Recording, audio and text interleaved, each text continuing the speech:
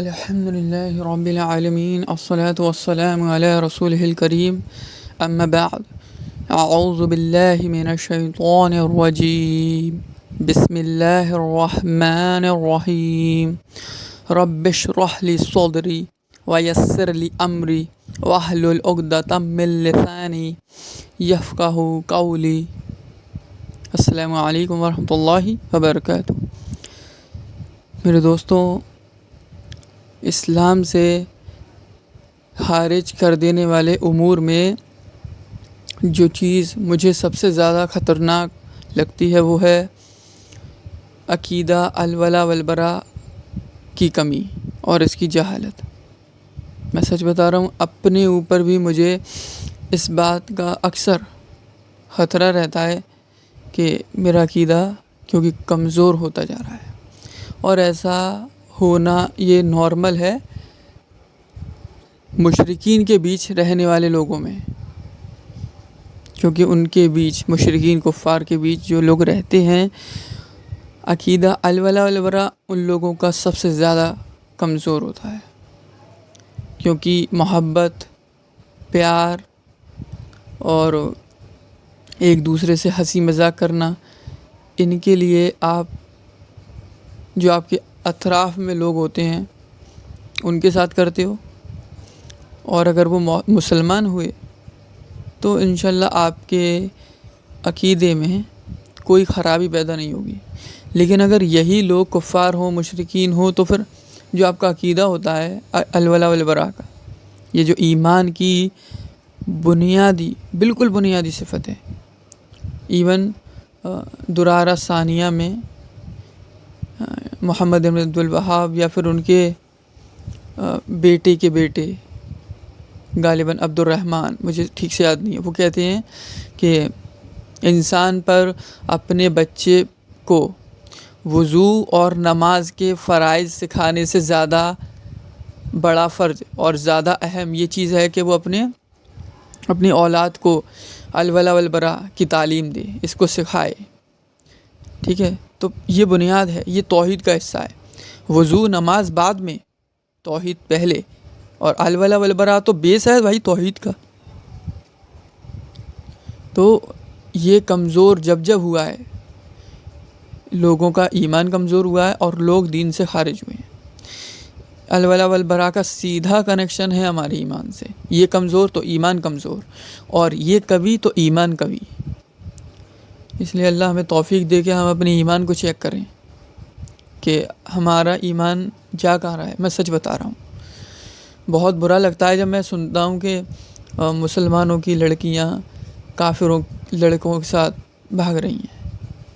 دیکھو، یہاں دو غلط کام ہو رہے، ایک تو گھر سے بھاگنا، ایک کفار کے ساتھ بھاگنا. ان میں بڑا غلط کام کیا ہے آپ بتاؤ؟ بڑا غلط کام گھر سے بھاگنا نہیں ہے، بلکہ بڑا غلط کام کفار کے ساتھ بھاگنا ہے. گھر سے بھاگنے والا دین اسلام سے خارج نہیں ہوتا، چاہے وہ لڑکا ہو یا لڑکی ہو. آپ بھی جانتے ہیں، تھوڑے بہت سمجھدار آپ بھی ہیں تو آپ بھی جانتے ہیں اس بات کو. لیکن جو کوئی کفار کے ساتھ بھاگا ہے، یا لڑکا ہو یا لڑکی، کوئی بھی ہو، تو اس میں زیادہ امکان اس بات کا ہے کہ اس نے اپنے دین کو چھوڑ دیا ہوگا. ٹھیک ہے، اور وہ چھوڑ کر ہی بھاگا ہے یا چھوڑ کر ہی بھاگی ہے. تو یہ زیادہ خطرناک ہے. ہندوستان میں ایک نہیں، دو نہیں، نہ جانے کتنے کیس ہر روز سامنے آ رہے ہیں.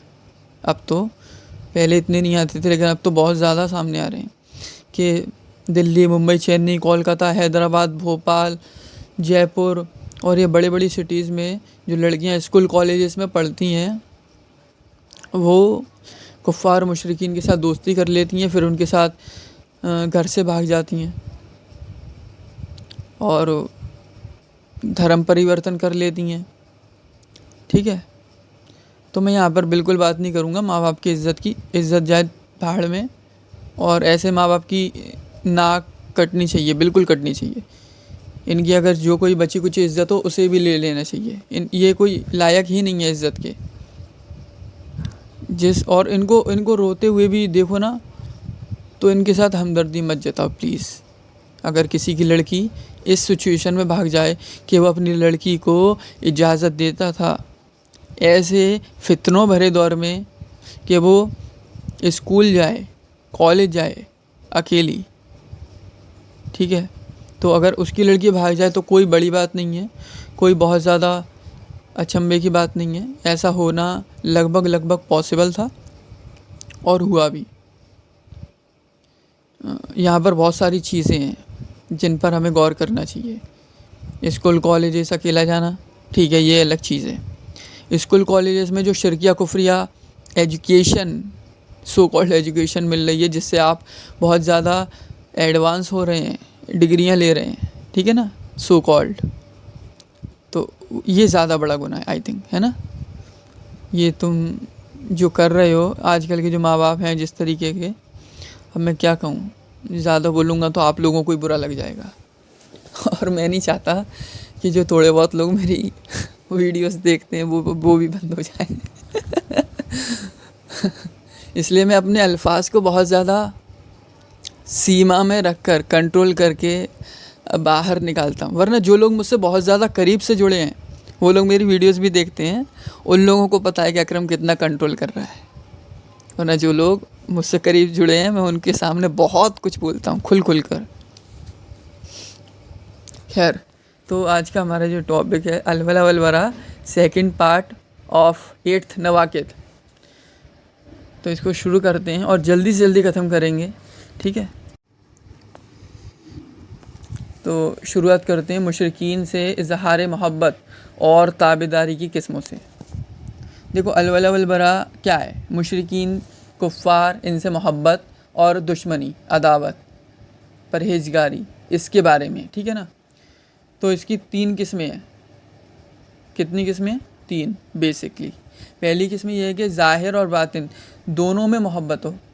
آپ دیکھ رہے ہو کہ ایک انسان ہے وہ ظاہر میں بھی اور باطن میں بھی، دل سے بھی اور اعضاء سے بھی اظہار محبت کرتا ہے کفار و مشرکین سے، اللہ کے دشمنوں سے، تو ایسا شخص بنا کسی چوں چرا کے اسلام سے خارج ہے۔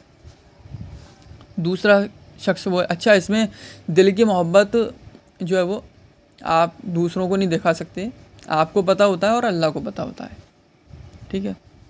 دوسری قسم یہ ہے کہ باطن میں تو ان سے محبت کرے، دل سے محبت کر رہا ہے ایک بندہ، لیکن مسلمانوں کو دھوکہ دینے کے لیے ظاہر میں ان کی مخالفت کرے، تو ایسا شخص منافق ہے اور کافر ہے۔ اب ایسا کہاں ہوتا ہے آپ کو بتا دوں، ان کنٹریز میں جن میں کہ کفار و مشرکین بہت زیادہ رہتے ہیں، وہاں کے مسلمانوں کا الولا والبرا بہت ہی لو لیول کا ہوتا ہے، یا پھر ہوتا ہی نہیں ہے۔ اکثریت تو مرتدین کی ہوتی ہے، کفار کی، ٹھیک ہے نا۔ پھر بھلے وہ آدھار کارڈ کے حساب سے اور پین کارڈ کے حساب سے مسلمان ہوں، اس سے کوئی مطلب نہیں ہے۔ باقی بچے کچھ جو توحید پرست ہوتے ہیں، آپ اور ہمارے جیسے، اللہ ہمیں اسلام پہ قائم رکھے، تو ہمارا ایمان بہت زیادہ اپ اینڈ ڈاؤن ہوتا رہتا ہے۔ اگر ہم ہنسی مذاق کرنے لگ جائیں کفار و مشرکین سے تو یہ ڈاؤن ہو جاتا ہے بہت زیادہ، اور ان سے عداوت کرنے لگ جائیں، تھوڑی بہت لڑائی وغیرہ بھی ہو جائے تو ہمارے ایمان پھر سے گرو ہو جاتا ہے، ٹھیک ہے۔ یہ تو نارمل ہوئی پہلی قسم۔ تو پہلی قسم میں وہ لوگ کافر ہیں جو اندر سے باہر سے دونوں طرح سے کفار و مشرکین سے، اللہ کے دشمنوں سے محبت کرتے ہیں۔ دوسری قسم ہے وہ لوگ کی جو کہ کفار کے نہیں بلکہ مسلمانوں کے درمیان رہتے ہیں، مسلمان اکثریت کے درمیان رہتے ہیں، لیکن ان کو دل سے محبت ہوتی ہے، کس سے؟ اللہ اور اللہ کے رسول کے دشمنوں سے، اللہ کے ساتھ شرک کرنے والوں سے دل سے محبت ہوتی ہے۔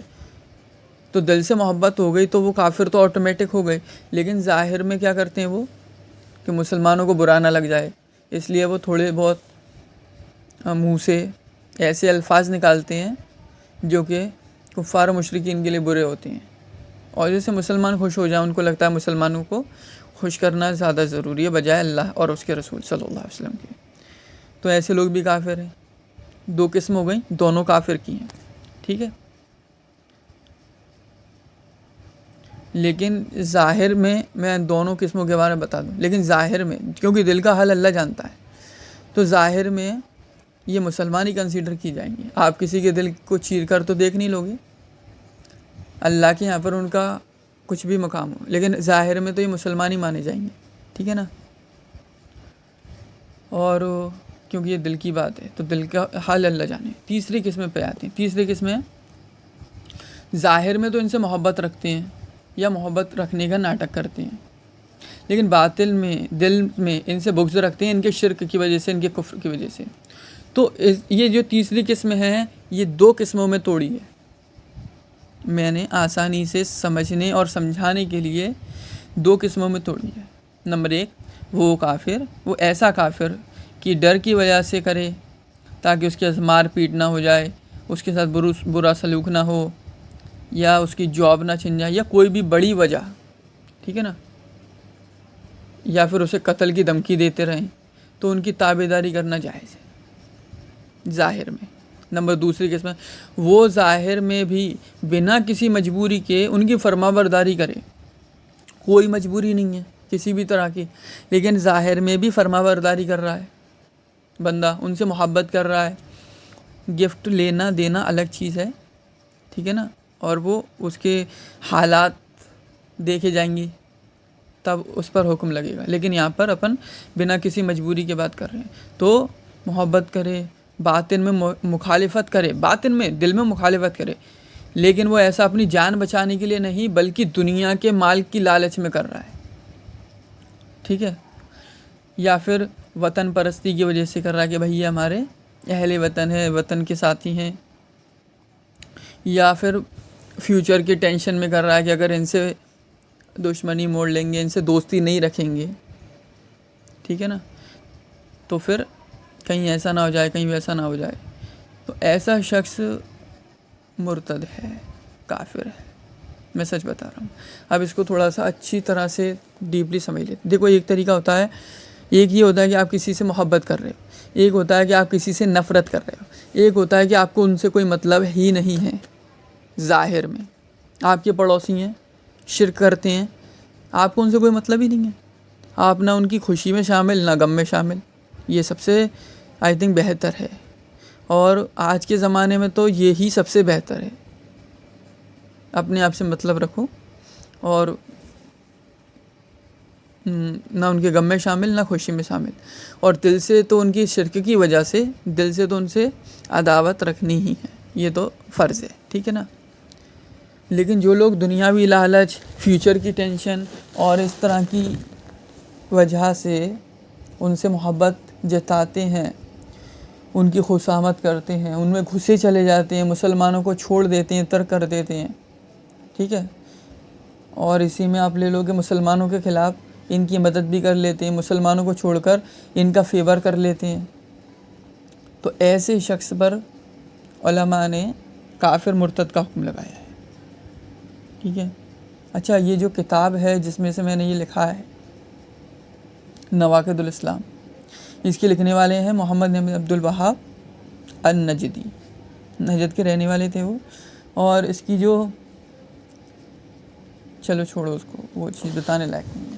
تو اس میں سے میں یہ بتا رہا ہوں، اپنے من سے نہیں بتا رہا ہوں. ٹھیک ہے. تو یہ 3 چیزیں آپ کو سمجھنی چاہیے. سب سے بہتر انسان یہ ہے کہ ان سے مطلب نہ رکھے، اپنے آپ سے مطلب رکھے، ان کے خوشی غم میں شریک نہ ہو، ان کے شرک کفر کی وجہ سے ان سے دشمنی کرے.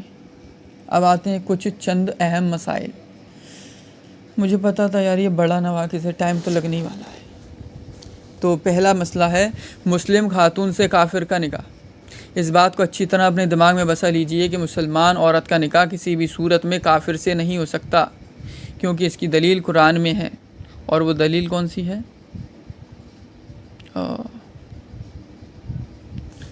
وہ دلیل ہے، رکو، وہ دلیل قرآن کی وہ آیت ہے جس میں اللہ تبارک تعالیٰ فرماتے ہیں کہ مسلمانوں تو مشرک عورتوں سے جب تک کہ وہ ایمان نہ لائیں نکاح نہ کرو، کیونکہ مشرکہ عورت تمہیں اپنے حسن و جمال میں کتنی ہی اچھی کیوں نہ معلوم ہو، مگر پھر بھی ایماندار عورت اس سے ضرور اچھی ہے. اور مشرکین جب تک ایمان نہ لائیں اپنی عورتیں ان کے نکاح میں نہ دو، اور مشرک تمہیں کتنا ہی اچھا کیوں نہ معلوم ہو، مگر پھر بھی ایماندار عورتیں ان سے ضرور اچھی ہیں۔ تو یہ آیت بہت بڑی ہے، اور اس آیت سے دلیل لیتے ہوئے اس بات کو کہا گیا ہے کہ مسلمان عورت کا نکاح کسی بھی صورت میں کافر سے نہیں ہوگا، یہاں تک کہ اہل کتاب کے جو مرد ہوتے ہیں ان سے بھی نہیں ہوگا۔ ٹھیک ہے، ایک ضروری بات یہ ہے کہ کافر سے مراد صرف غیر مسلم نہیں ہے، بلکہ ہر غیر مسلم ویسے تو کافر ہی ہوتا ہے، لیکن وہ مرد بھی جو کہ مرتد ہیں، جیسے بے نمازی۔ اب یہاں پر تھوڑے سے اپنے کان کھڑے کر لو آپ لوگ پلیز، ٹھیک ہے نا۔ دنیا آخرت کا سوال ہے۔ جو مرتد ہیں جیسے بے نمازی، شرک کرنے والے، قبر پرست، توحید سے جاہل وغیرہ، سب کے سب کفار کی کیٹیگری میں آتے ہیں، پھر بھلے ہی وہ خود کو مسلمان مانتے ہیں، اس سے کوئی مطلب نہیں ہے، اس سے کوئی فرق نہیں پڑتا۔ نبی صلی اللہ علیہ وسلم کے زمانے میں اور اسلاف کے زمانے میں بے نمازی کو کافر ہی مانا جاتا تھا۔ کوئی بھی جان بوجھ کر نماز چھوڑنے کی سوچ بھی نہیں سکتا تھا، چھوڑنا تو دور کی بات، پھر بھلے ہی وہ کتنا ہی بڑا گناہ گار کیوں نہ ہو۔ ایون زنا، چوری اور جھوٹ بولنا اور بڑے بڑے گناہ کیے گئے نبی صلی اللہ علیہ وسلم اور صحابہ، تابعین، تبع تابعین کے دور میں، لیکن نماز چھوڑنے جیسا گناہ نہیں کیا گیا کسی بھی مسلمان کے ذریعے۔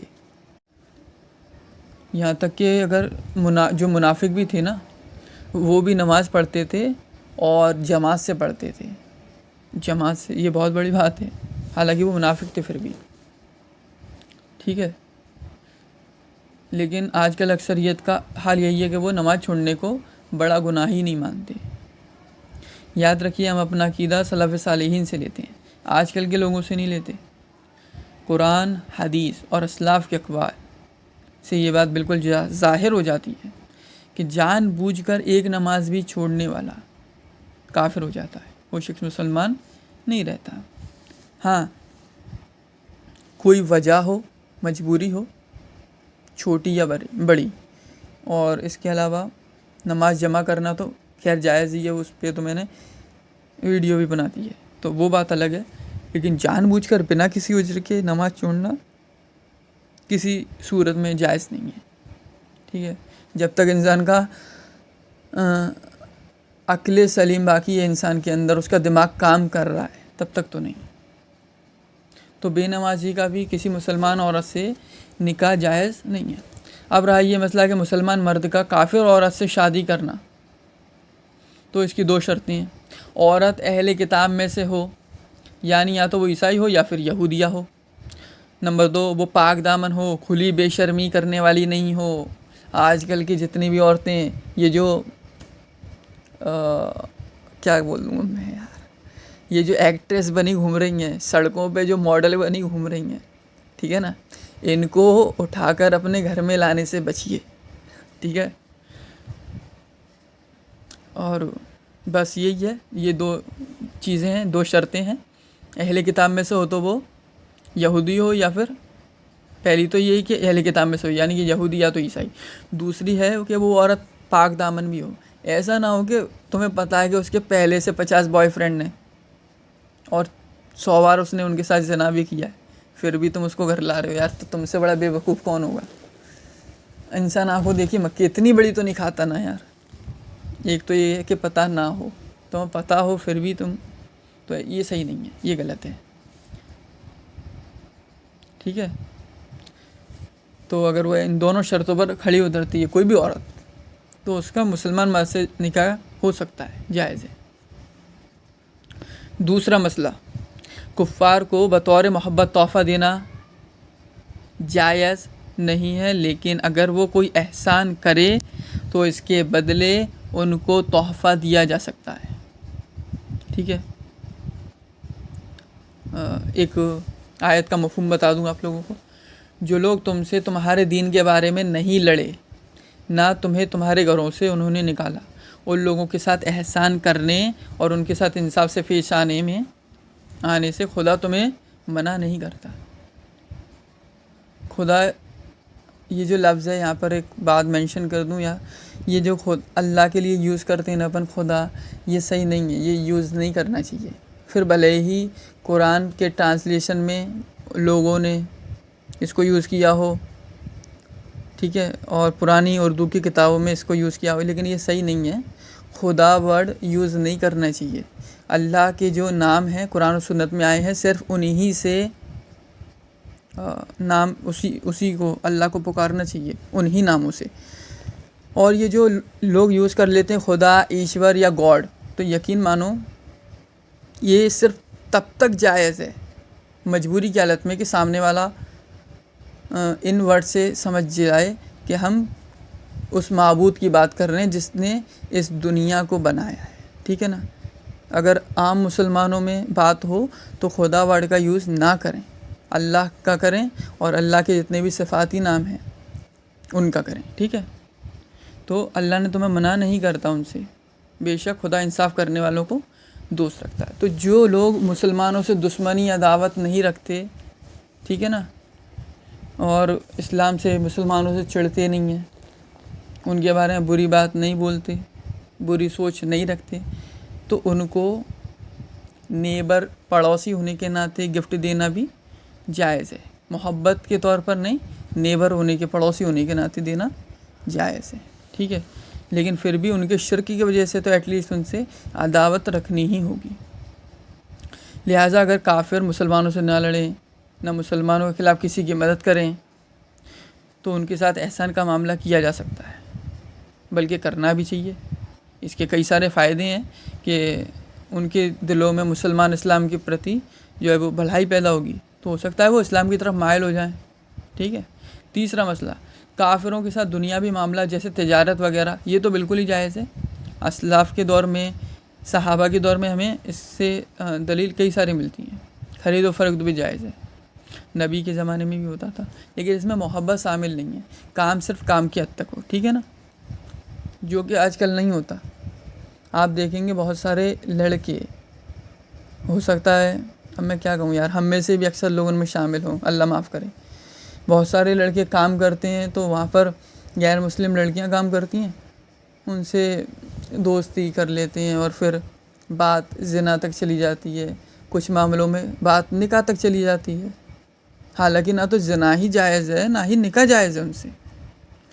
اور بہت ساری لڑکیاں مسلمان وہ جاب کرتی ہیں کسی بھی مجبوری میں یا بنا کسی مجبوری کے بھی، تو وہاں پر وہ غیر مسلم لڑکوں سے ملتی ہیں، دوستی ہوتی ہیں، بات زنا تک چلی جاتی ہے، کچھ کی بات نکاح تک چلی جاتی ہے۔ دونوں ہی غلط ہیں، وہ دونوں بھی غلط ہیں، یہ دونوں بھی غلط ہیں۔ پلیز یہ مت کمنٹ کرنا کہ میں کوئی لڑکوں کی سائڈ لے رہا ہوں، میں دونوں کے ہی بارے میں بول رہا ہوں، ٹھیک ہے۔ چوتھا مسئلہ، جن کاموں کو صرف کافر ہی بخوبی کر سکتے ہیں تو ان میں ان کی مدد لینا جائز ہے، یعنی کہ ان کو مزدوری پر رکھنا جائز ہے، کیونکہ نبی کریم صلی اللہ علیہ وسلم نے ابن عریقت کو مجبوری پر رکھا تھا تاکہ وہ آپ کو راستے کی رہنمائی کر سکے، جبکہ وہ کافر تھا۔ پانچواں مسئلہ، کافر باپ کے ساتھ حسن سلوک کرنا، کافر ماں یا باپ، بھائی بہن جو بھی، ان کے ساتھ حسن سلوک کرنا ضروری ہے، بھلے ہی وہ کافر ہیں لیکن ہیں آپ کے ماں باپ، ان کے ساتھ حسن سلوک کرنا فرض ہے آپ پر، اور نہیں کرو گے تو پکڑ بھی ہوگی، یہ مت بھولو۔ وہ جو کافر والا میٹر ہے وہ الگ ہے، ماں باپ والا میٹر الگ ہے، ٹھیک ہے نا، یہاں پر کوئی وہ نہیں ہے، بھلے ہی وہ باپ ہو یا بھائی ہو، کوئی بھی ہو، قریبی رشتہ داری، کافر ہی کیوں نہ ہو، لیکن مسلمان اولاد ان کے ساتھ احسان کا معاملہ کرے گی، نیک برتاؤ کرے گی، ٹھیک ہے نا۔ اسماء بنت ابی بکر، یہ دلیل دی ہے، اسماء بنت ابی بکر رضی اللہ عنہ کی والدہ ان کے پاس آئیں تو کافرہ تھیں اور ان سے مدد مانگنے آئی تھیں۔ اس بارے میں انہوں نے نبی کریم صلی اللہ علیہ وسلم سے پوچھا تو آپ نے ان کو اپنی ماں کے ساتھ صلہ رحمی کرنے کی اجازت دی، یہ دلیل ہے۔ یہ بات دینی محبت کی وجہ سے نہیں تھی کہ ان کا دین، ان کے دین پسند تھا، بلکہ دین تو الگ تھا دونوں کا، لیکن ماں باپ ہونے کے ناطے حسن سلوک کرنا ضروری ہے، ٹھیک ہے نا، کیونکہ انہوں نے آپ کی پرورش بھی کی تھی، بہت سے احسان ہوتے ہیں ماں باپ کے، اور جب وہ شرک کریں لیکن تب آپ ان سے الگ ہو جاؤ۔ خلاصہ کلام کیا ہے؟ خلاصہ کلام یہ ہے، دین اسلام کرم، نوازی اور وفاداری کا دین ہے، بھلائی کو کبھی فراموش نہیں کرتا، یہاں تک کہ کافروں کی طرف سے بھی ہو تو اس کا بھلائی کا بدلہ بھلائی سے. کسی نے آپ کی مدد کی 2 روپے سے تو آپ اس سے بہتر مدد کرو. 2 روپے کے ساتھ ایک گلاب کا پھول اور لے جاؤ. ٹھیک ہے نا. چھٹا مسئلہ، مجبوری کی حالت میں کافروں سے دکھاوے کی محبت، یاری دوستی کی جا سکتی ہے تاکہ ان کی برائی اور فساد سے بچا جا سکے. ایک آیت کا مفہوم بتا دوں میں آپ لوگوں کو. مومنین کو چھوڑ کر کفار کو اپنا سرپرست کہتے ہیں ولی، قریبی دوست، جگری یار نہ بنائیں، اور جو ایسا کرے گا تو اس سے خدا سے کچھ سروکار نہیں مگر اس قسم کی تدبیروں سے کسی طرح ان کے شر سے، ان کے شر کہتے ہیں ان کی برائی، ٹھیک ہے نا، تو ان کی برائی سے، ان کے شر سے بچنا چاہتا ہو تو خیر.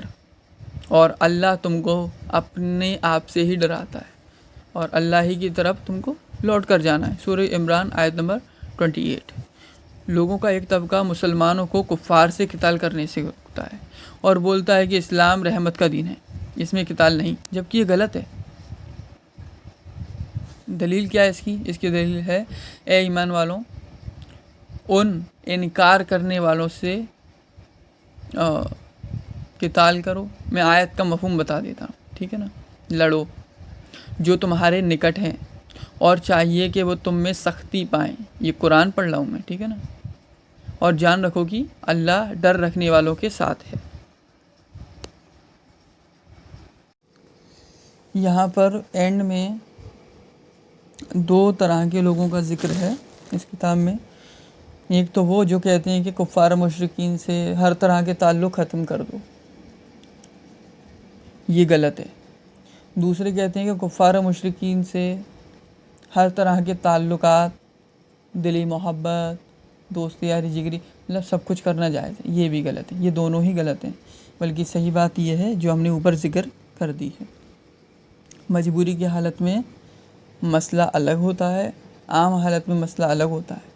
کفار مشرکین کے بیچ رہنے والوں کے لیے مسئلہ الگ ہے اور مسلمانوں کے بیچ رہنے والوں کے لیے مسئلہ الگ ہے. کفار مشرکین کے ڈر، ان کے شر سے بچنے والوں کے لیے مسئلہ الگ ہے اور بنا کسی ڈر کے جینے والوں کے لیے مسئلہ الگ ہے. اللہ ہمیں اس نواقص سے بچنے کی اور تمام کے تمام نواقض الاسلام سے بچنے کی توفیق دے. آمین آمین یا رب العالمین. اینڈ میں ایک بات اور بتانا چاہوں گا. آج کل بہت زیادہ شور مچا ہوا ہے کشمیری مسلمانوں کو لے کر. باہر جتنے بھی ملک ہیں وہ سب ایسا سمجھتے ہیں کہ کشمیری مسلمانوں پر ظلم ہو رہا ہے، جو کہ بالکل صحیح بات ہے، ان پر ظلم ہو رہا ہے. لیکن کیا ظلم صرف ان پر ہو رہا ہے؟ کیا پورے ہندوستان میں صرف کشمیری بھی مسلمان رہتے ہیں؟ ہم مسلمان نہیں ہیں، آپ مسلمان نہیں ہیں. کیرل، کرناٹکا، بامبے، مطلب ادر اسٹیٹ میں بھی تو یار مسلمان رہتے ہیں. ان کی بات کوئی نہیں کرتا، صرف کشمیری مسلمانوں کی بات کرتے ہیں. حالانکہ کشمیری مسلمانوں کی اکثریت آپ دیکھ لو گے تو شرم سے نیچے نگاہ ہو جائیں گے. کتنے لوگ مجھے ملے ہیں سوشل میڈیا پہ، ان سے سننے میں آتا ہے، اکثر آتا ہے، میں نہیں جانتا کتنی بات سچ ہے، لیکن مجھے بھی یہ سچ ہی لگتا ہے کیونکہ میرے پاس بھی اللہ نے 2 آنکھیں دی ہیں الحمدللہ، اور میں دیکھتا ہوں. کشمیری وہی لوگ ہیں نا جو اپنی لڑکیوں کی شادی 30 سال یا تو 35 سال کے بعد کر رہے ہیں. ان کو ہائر اسٹڈی کے نام پر یا تو ودیش بھیج دیتے ہیں یا پھر کشمیر سے باہر بھیج دیتے ہیں، دلی، ممبئی، چنئی، کولکاتہ. اور یہاں پر ان میں سے اکثر لڑکیاں زنا کرتی ہیں. اور یہی حال کشمیری لڑکوں کا بھی ہے. یہ بات سچ ہے نا؟ اور سیم یہی حال پاکستان کا بھی ہے. پاکستان میں بھی جو ایج ہے شادیوں کی بہت آئی ہے. ایک رپورٹ میں، ایک سروے میں پتا گیا تھا کہ نہ جانے کتنے کروڑ لڑکیاں جو ان کی عمر شاید 1 کروڑ تھا یا کچھ زیادہ، ان کی عمر 35 سال سے زیادہ تھی اور وہ کنواری بیٹھی تھی اپنے گھروں میں. یہ لڑکیاں کہاں جائیں گی آپ کو پتہ ہے؟ کیا یہ لڑکیاں زنا نہیں کریں گی؟ یہ کیوں ہو رہا ہے؟ جب ان لوگوں پر ظلم ہوتا ہے تو یہ کہتے ہیں ہم پر ظلم ہو رہا ہے. کبھی تو سوچو، 1 منٹ کے لیے ہی صحیح لیکن کبھی تو سوچو. اللہ کی مار تو نہیں ہے یہ. تم لوگوں کے پاس اگر اللہ نے خوبصورتی دی ہے تم لوگوں کو، یہ بات سچ ہے.